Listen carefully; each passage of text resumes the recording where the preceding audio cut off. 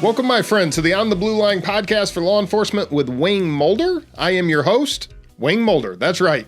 And this is the podcast where we help law enforcement overcome the mental health toll of the profession to become better leaders and protectors on and off the job. On this week's 100th episode of the Morning Roll Call, CNN actually provides some useful information. A terror attack on U.S. soil receives little to no publicity, and Jason Aldean is correct. Go ahead and try that in a small town. Morning Roll Call starts now. Cause you know it's only gonna get better. Yeah, the seasons know when to change. Better weather don't last forever. Oh, you know things never stay the same. And that's right, things are going to get better. So, first of all, let's start with the easy one. Follow us on Twitter or X or whatever you want to call the program. Make sure you follow us there. It's at On the Blue Line and the number 1, at On the Blue Line and the number 1. I'm most active on there for all the social media, and then the other ones you're just really getting that regurgitated content. So if you want it straight from the source, I encourage you to go there and follow us. So last week on the interview room, if you missed it, I sat down with Jared Hardy. It's a pleasure to have gotten to know him. Hopefully we can do more things in the future. I love what he's doing, and I just love how he goes about it and the things he says. There's so much richness in that episode. So if you haven't watched last week's The Interview Room, it's available everywhere, or wherever you're watching this one, whether it's on YouTube or Rumble and Video, or you're listening to it on Spotify, iTunes, whatever. It would be the episode right before this. And then coming this Thursday, every Thursday at 0500 is when the interview room comes out. I'm going to be sitting down with the National Vice President of the FOP, Joe Gamaldi, and you are not going to want to miss that episode. Lots of powerful things. And I tell you, he is such a great speaker where it's so succinct and he takes such important topics and important things for law enforcement and pushes that out to everybody. So I know you're going to enjoy that episode as well. Welcome back. I know it's my fault. I know I'm the one that's been gone. I get that part, but welcome back. Thank you for listening. If you're still been following all this time, in spite of me disappearing for months at a time, all I can say is thank you, right? So if you are curious where I've been over the last 6 months, there has been some episodes that came out during that time period, but very few. And primarily it was because I was in command school. So thankfully, that is wrapped up, and now I am 100% back into this as my quote-unquote second job, if you would. Anyone who has tried to do anything like this knows the amount of time, especially with 2 episodes a week, what this takes up. And as I'm trying to expand it, eventually I'm hoping to hire somebody so that these problems don't happen, but we're not there yet. So hopefully we will get there soon. But it's all due to you continuing to listen and continuing to follow the program. So thank you so much. So let's get to our 3 stories for this week. The first one, as I teased at the beginning, is CNN actually had some useful information. Now, of course, it's about health and fitness and longevity. So before I lose you and before you flip this off and decide you want to listen to something else, I have a reason for bringing this story up. So the title of the article that CNN, it's on their life.com section. They talked about how these 8 habits, the 8 habits I'm going to go over with you here in a minute, which is nothing you haven't heard before. In fact, you've probably heard it everywhere before, but these 8 habits could add up to 24 years to your life. So I saw this title and I was like, I need to talk about that. And why? If you've been watching us online or following us on our website or anything like that, you've seen that our overarching goal, I spent the first part of this year sitting down with a marketing company, and we were really kind of going over like, what is the mission? You know, if I was going to boil it all down, what is On the Blue Line all about? And we came up with, we want to create a world where the law enforcement life expectancies are equal with the general population. That may not mean much to you if you're not a cop or you don't really understand statistics, or maybe you're new to the profession and you haven't heard before. But in general, law enforcement life expectancies are 10 to 15 years, depending on the study, some as many as 20 years less than the general population. So when I read an article that says these 8 habits statistically could add up to 24 years to your life, then it's right on mission with what we talk about here. So I just want to quickly go over this. one of the things the study found is that they saw the positive implications really no matter what year or age that you started. So I know some of you guys, you've been in this profession 10 years, 15 years, you're nearing the 20th year or 25th year where you're thinking about retirement, and you're like, I'm too old to care about any of that. And if I started today, what difference does it really make? Well, starting at age 50 instead, got them 21 years on average in the study. Starting at age 60, 18 years. So the point is like we hear over and over again, where we're talking finances or health or fitness or all these different topics, the time to start was yesterday. The second best time is today. So they do this study. The other thing is that even people with chronic diseases, it still made a huge difference on outcomes. The study came out of Nutrition 2023 and was part of the annual American Society for Nutrition. Yes, that's fair. I had no idea we had an American Society for Nutrition, but it doesn't surprise me. And they looked at the lifestyle behaviors of nearly 720,000 military veterans between the ages of 40 and 99, and they were all part of the Million Veteran Program, a longitudinal study designed to investigate health and wellness of U.S. veterans. And as they went through it, these habits could prolong life. Now, obviously, the only one really in control of this is God. However, these are things that we can do that help out statistically. So what was really interesting is after adjusting for age, body mass index, sex, race, ethnicity, blah, blah, blah, blah, blah, they found an 87% relative reduction in all-cause mortality for those who adopted all 8 lifestyle factors. So in other words, there was a synergistic, we're going to say there was synergy between these 8 things. And if you did one of them, if 2, 3, 4, 5, and you did all 8 of them, you actually saw more positive benefit. So what are they? And again, you could probably, if I just said, write down the 8 things that you think would, per the studies, extend your life, you would write down these 8 things. Maybe they wouldn't be in the same order. Maybe you wouldn't be able to back it up with the study, but these would be the things we all intuitively know. However, I think it's good to hear it again. So the first on the list was exercise. However, it didn't have to be a lot of, and it was number 1 for a reason. So there was a 46% decrease in the risk of death from those with 0 exercise. And they did 7.5 metabolic equivalent hours of exercise a week. Just to give you a baseline, if you can walk up a flight of stairs without losing your breath, that's 4 minutes of the 7.5. So, the ones that did 7.5 metabolic equivalent hours of exercise a week were the ones who saw the positive impact on living longer, according to these studies. Obviously, doing more vigorous activities, any exercise was beneficial, but more vigorous activities that could cause you to lose your breath are best.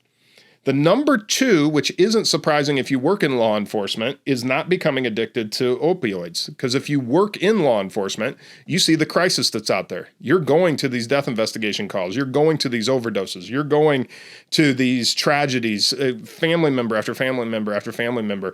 And a lot of times you're going to the same ones, right? So it's an overdose, Narcan, overdose, Narcan, overdose, Narcan, overdose. Didn't get the Narcan there quick enough, death investigation. You've seen it play out time after time after time, especially if you're in a larger population area. So the number 2 one was, not surprisingly, if you could stay away from addiction to opioids, you would live longer.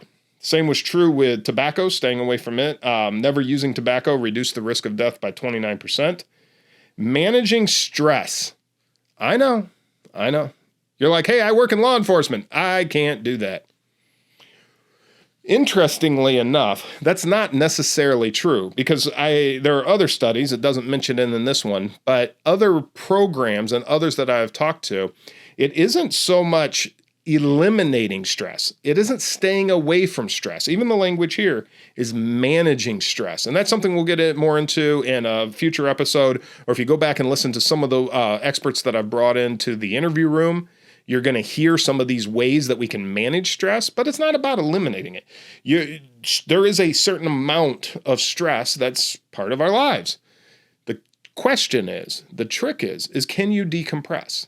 Can you step away from that in the moment? Can you breathe? Can you, all these things that we talk about when we talk about stress mitigation.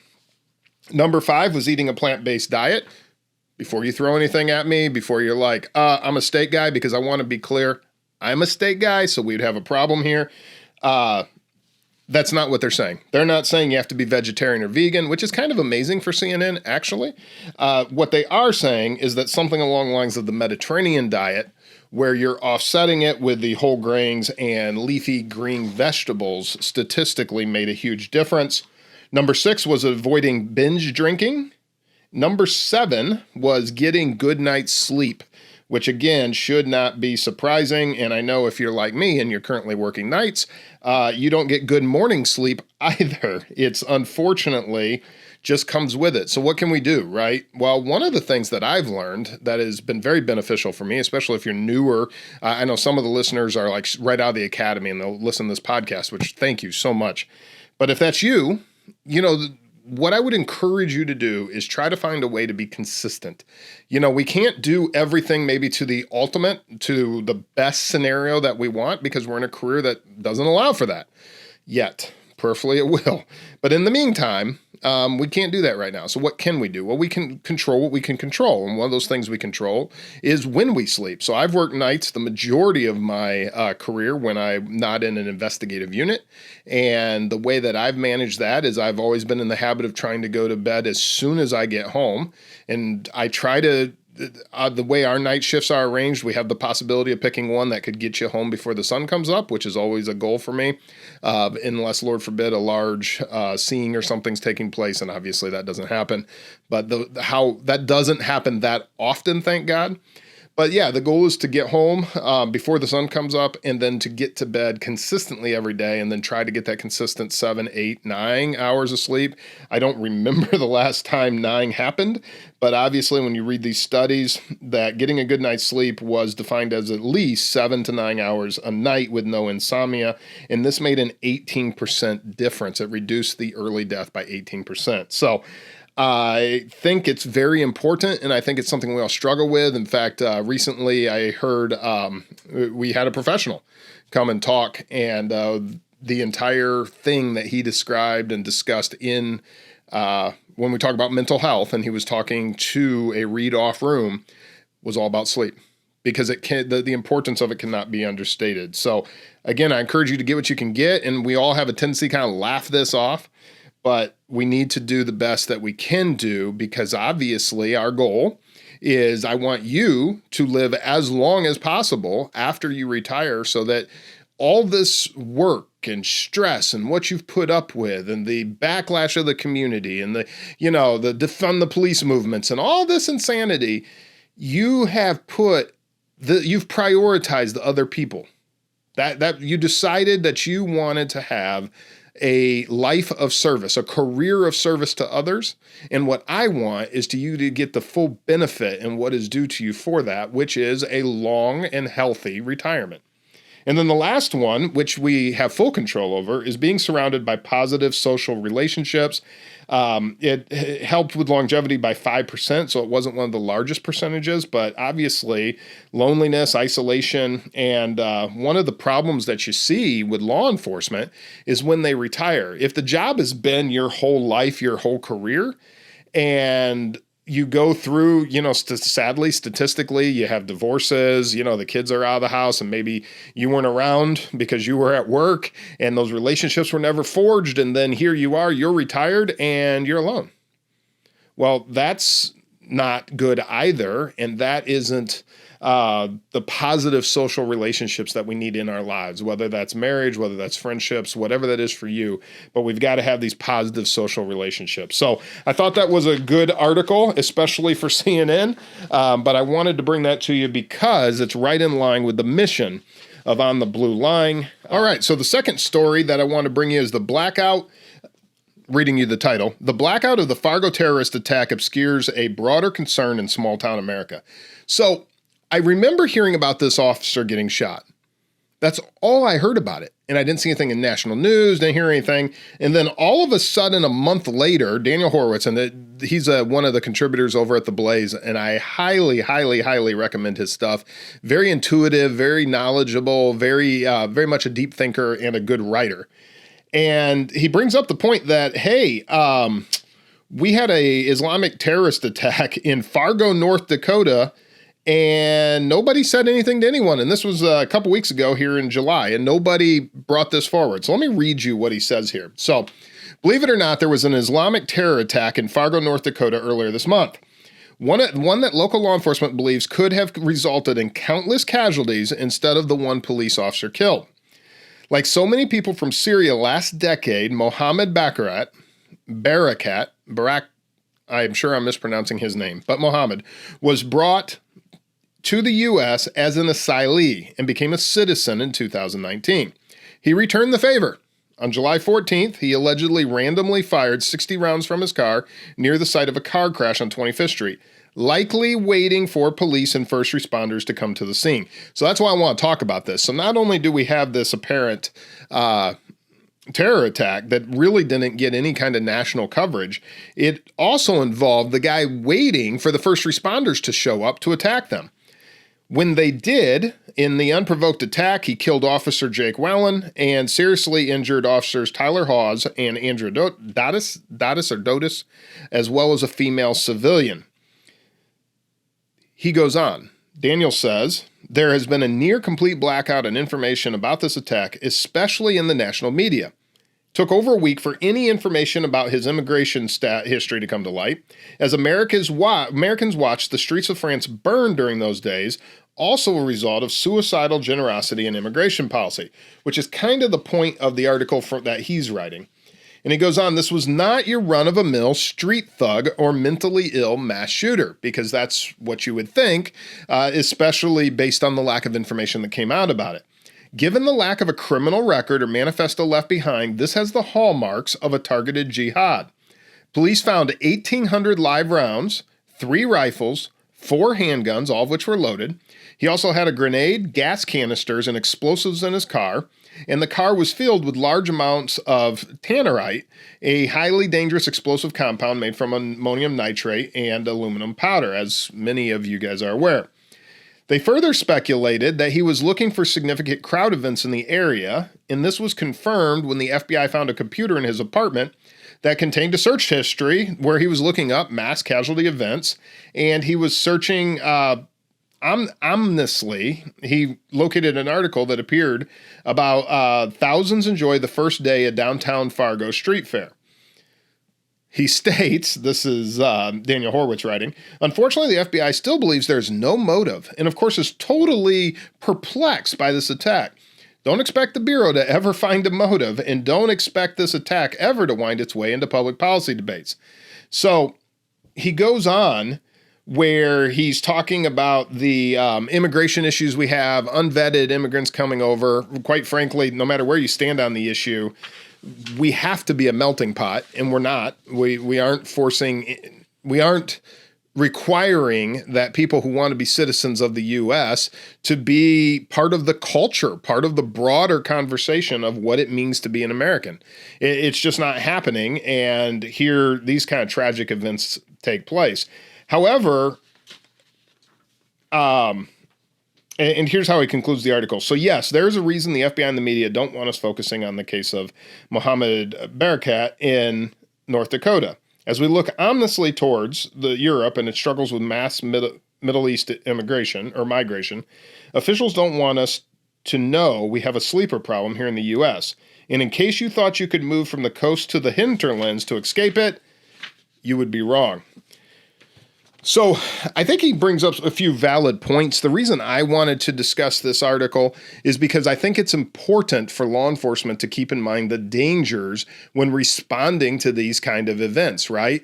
It seems like this guy was intentionally trying to draw in law enforcement and then attack law enforcement. So in this case, it was obviously a terror attack that should have gotten some sort of national publicity, right? This is a conversation you shouldn't be hearing on my small podcast, even though I like to be cutting edge, or on The Blaze. It should be getting national coverage on large networks, but we all know that that's not the world we live in. They are more concerned with some of the foolishness they espouse and being a propaganda arm of certain political parties. So, I say this to say, if you're in law enforcement, be careful out there and be aware of these type of things happening here in the U.S. We really are entering dangerous times. And to that point, my third and final story for today's morning roll call is the infamous song by Jason Aldean, Try That in a Small Town. Unless you've been living under a rock for the last 2 weeks, you are probably very familiar that this song came out. If you're a listener of the show, you are probably the kind of person that has downloaded and supported that song, forcing it to number one in the charts anyway, which is great news. I'm bringing this up because the principle of this song and the lyrics of the song are right in line with episode 76 of the On the Blue Line podcast. So there's a link in the show notes below. I encourage you to go back and listen to it. But in the name of that one was You, Not the Police, Are the First Responder. And I make the argument that given the call times it takes for law enforcement to get out to you, in times of tragedy, you're the first responder. Law enforcement is second responder. Fire rescue is a distant third, plus or minus. Sorry, I had to, guys. It just comes with the territory. But the reality is that you are the first responder if you are involved in something. So if you haven't heard the song, both of you who haven't heard the song, my mom listens to the show, so it is possible that she hasn't heard the song. Let me just read you the first verse and chorus lyrics. So, sucker punch somebody on a sidewalk, carjack an old lady at a red light, pull a gun on the owner of a liquor store, y'all think it's cool, well act like a fool if you like. Cuss out a cop, spit in his face, stomp on the flag and light it up. Yeah, you think you're tough. Well, try that in a small town. See how far you make it down the road. Round here, we take care of our own. You cross that line, it won't take long. For you to find out, I recommend you don't. Try that in a small town. And he goes on with talking about getting the gun his granddaddy gave him. You might get away with these shenanigans in the city, but good luck in a small town. And then talks about good old boys being raised up right and so forth. And I think... So there was a huge backlash to this song. Just in case you happen to be the one listener who isn't aware of what happened with it, there was a huge backlash to the song, right? And primarily because of the video. So CMT had put out this country music video, and if you haven't seen the video, it really is a pretty good one, even though they've made some changes to it, which pisses me off. But that's a different conversation. And essentially, it's all actual footage of the mostly peaceful riots from the summer of 2020. So, you know, when they were burning cities and, you know, the people really weren't ever held responsible for their actions. I digress. So in the mostly peaceful riots of 2020, there's all this footage. Well, this footage is part of the backdrop of the song where he's talking about spitting on cops, punching, breaking things, breaking buildings, etc. And then it breaks to him in front of a courthouse. Well, part of the outcry, if you would, from uninformed people was the fact that I guess this courthouse, allegedly there'd been a lynching there back in the 1800s or something. Well, he had nothing to do with what courthouse they recorded this video in front of. In fact, it came out later that it's one that has been in multiple songs because it's right outside of Nashville, and it just makes sense for where they record these. And the artist rarely knows any of this on-location stuff. I'm sure he was probably involved in hey, this is the premise of what we're going to do here. But he didn't have anything to do, it's my understanding, from actually the location where they decided to shoot this. But of course it comes out that, you know, this is anti-Black Lives Matter. This is pro-lynching, which is one of the more bizarre things, calling Jason Aldean a racist, which is completely unfounded and ridiculous, just simply because they don't agree with him. The bad thing is there's nothing in this song that's wrong. He makes the distinction to try it in a small town, but sadly, it really should be try that in America. But that isn't the country we have anymore, and it's not the country we've had for a long time. But you are the first responder. And so there has to be a holding people accountable. No, you can't come here and burn down my city. You can't come here and create your autonomous zone or whatever anarchy or just complete chaos you want to create. You can't do that. And just because you're a Marxist organization like Black Lives Matter, which again is fully supported by their language. I'm not saying that. I'm not accusing them of anything. I'm going back to their website. They are a Marxist organization. So you have a bunch of Marxists, which quite frankly cannot coexist with Americanism. So you have a bunch of Marxists that don't like something that's being said because what your message is we're going to hold you accountable. You may not do that here.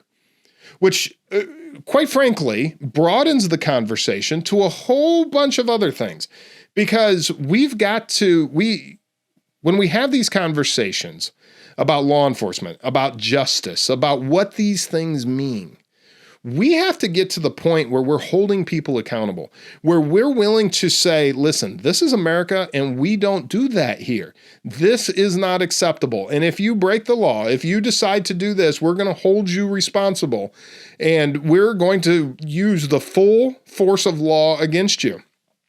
And if you're like spitting in cops' faces, you're going to jail. If you're burning down buildings, you're going to jail. If you're shooting at people, hopefully we'll go to jail, but it might not be the way that ends, because at the end of the day, we're going to hold you accountable and we're going to defend ourselves, which people have a constitutional right to do. So really a good song, a powerful song, and a song that's being used by nefarious actors in this country to push an agenda, to push statements and feelings on something that are completely ridiculous and completely unfounded. And quite frankly, it's tragic. So I encourage you to go back if you want to listen to episode 79 of the podcast, 76 of the podcast, where I talked about you being the first responder. And Jason Aldean's right. Try that in a small town. All right, for the final thoughts section, I just want to quickly talk to you. I know this has been a little bit longer podcast, but hey, it has been a while since I've gotten to talk to you. But I think the final thought I want to give you this week is just that the power is in your hands, right? We all face challenges. I have something coming up, I don't want to get into it. I'll get into it on a future podcast, but I'm going to have some challenges ahead of me. Something I knew may happen, and I've got to face those challenges. And when we come to, so I mentioned I was in command school, and there was a conversation where somebody was talking about this idea of mindset. And I think sometimes we fail to understand what mindset really means and what part it should have in us facing challenges that we have to undertake. There's this idea that mindset defeats or eliminates any adversity, right? It really, when mindset's used that way, it comes out of this whole positive thinking push. It was huge years ago. It kind of re-shows up in the public conversation every so many years. And it's just this whole positive thinking mantra that I can pretty much just make anything appear, change, better itself if I just think positively about it. And though there is some truth to some of the internal facets of that, from like a physiological standpoint, as far as how you feel, mindset does not defeat or eliminate adversity. But what mindset does do is it gives you strength to face it. Right? It allows you, that's why if you've been a long time listener of the show, you notice we've changed our intro music, and I've added a different song on there that says things are going to be better. Because even though sometimes I talk about negative things, and even today, some of these news stories can make you despondent. You're kind of like, what in the world is going on with this world? But the fact is that things can get better, but they can only get better if you decide to take action to make them better. And the first part of that step, the first part of that path is mindset. That's where it all begins, because mindset is what gives you the strength to face what you have to face, to help you push through, to get to that next level. So that's what I want to leave you with this week, is this idea the power is in your hands, and that your mindset is very important, but the mindset isn't going to fix all the problems, all the issues, anything you may face. But what it will do is give you the power, give you the strength, give you the courage to face them. That does it for this week's Morning Roll Call. I'm going to see you Thursday in the interview room, then the next Monday in Morning Roll Call. But in the meantime, I'm going to see you out there on the blue line.